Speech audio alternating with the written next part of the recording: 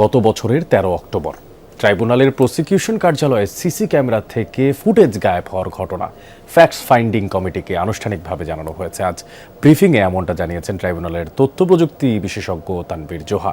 একই সাথে জানান, তথ্য প্রযুক্তির মাধ্যমেও ওই দিনের ফুটেজ উদ্ধার করা যায়নি।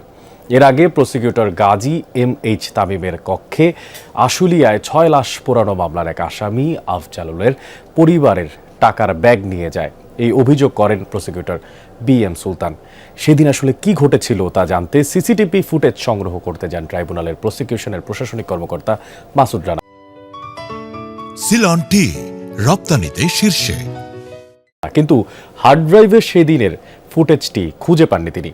এদিন ট্রাইব্যুনাল ১ এর চেয়ারম্যান গোলাম মুর্তজা মজুমদারের হ্যাক হওয়া ফোন ও হোয়াটসঅ্যাপ উদ্ধার করা হয়েছে, জানান তানভীর জোহা। হ্যাকারদের শনাক্ত করা গেলেও তাদের গ্রেফতার করতে পারেনি আইন শৃঙ্খলা রক্ষাকারী বাহিনী।